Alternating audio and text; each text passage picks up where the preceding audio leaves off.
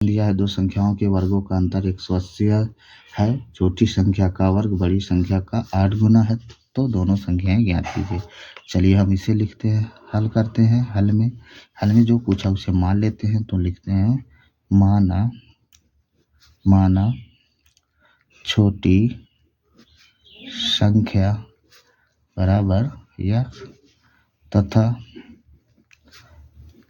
बड़ी संख्या बराबर y। ठीक है, तो अब प्रथम शर्तानुसार में क्या कहा? छोटी संख्या का वर्ग बड़ी संख्या का 8 गुना है, तो हम लिखेंगे प्रथम शर्तानुसार तो छोटी संख्या का वर्ग अर्थात x का वर्ग, इससे 8 गुना है तो बराबर में 8y। इसे मान लेते हैं समीकरण नंबर 1। अब दूसरी शर्त पे कहा है दोनों संख्याओं के वर्गों का अंतर है, तो हम लिखेंगे द्वितीय शर्तानुसार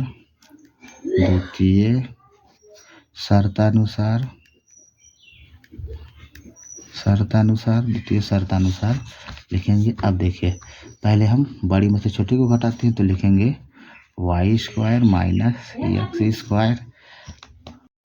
x² बराबर 180 से मान लेते हैं समीकरण नंबर 2। अब देखिए समीकरण 2 में समीकरण 1 से x² का मान रख सकते हैं हम, तो लिखेंगे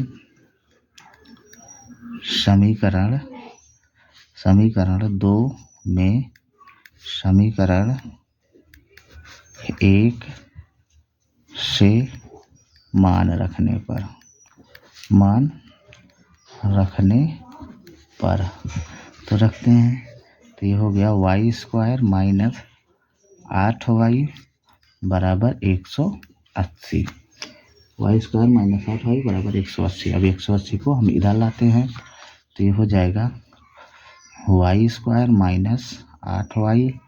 180 इधर प्लस में इधर आएगा तो माइनस में हो जाएगा 180, बराबर में कुछ नहीं तो 0।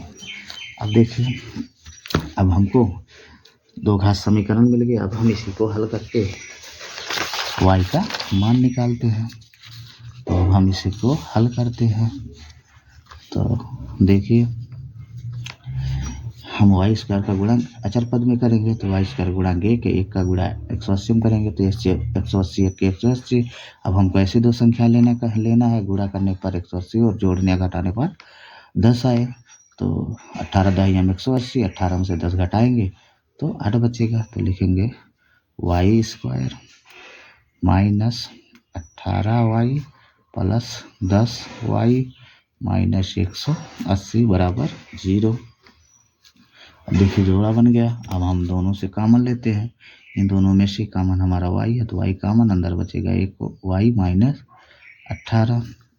यहाँ से हम प्लस 10 कॉमन ले लेते हैं, तो अंदर बचेगा y माइनस 18।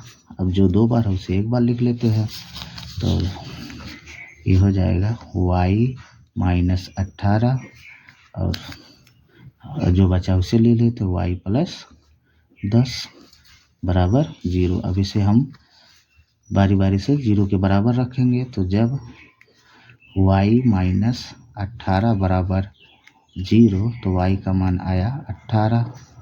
ठीक है, इसी प्रकार y प्लस 10 बराबर 0 तो y का मान आएगा माइनस 10। तो अब आया हमारा y का दो मान, लिखेंगे अतः y बराबर 18 और माइनस 10। 18 और माइनस 10। ठीक है, ये मान आ गया। अब हम इधर देखिए, अब हम समीकरण 1 में y का मान रखते हैं, तो x का मान निकल जाएगा। तो हम लिखेंगे समीकरण 1 में y बराबर 18 रखने पर तो ये हो जाएगा x² बराबर 8 गुणे 18। 8 गुणे 18, ठीक है। तो 18 अट्ठे 144, तो एक्स स्क्वायर बराबर आया 144। अब यहाँ से हम एक्स का मान निकाल लेते हैं। तो एक्स बराबर अंडर रूट में 144, तो एक्स का मान आया 12, ठीक। एक्स का मान हमारा आया 12। अब इसी प्रकार हम इधर लिखते हैं पुनः समीकरण 1 में y बराबर -10 रखने पर तो हो जाएगा एक्स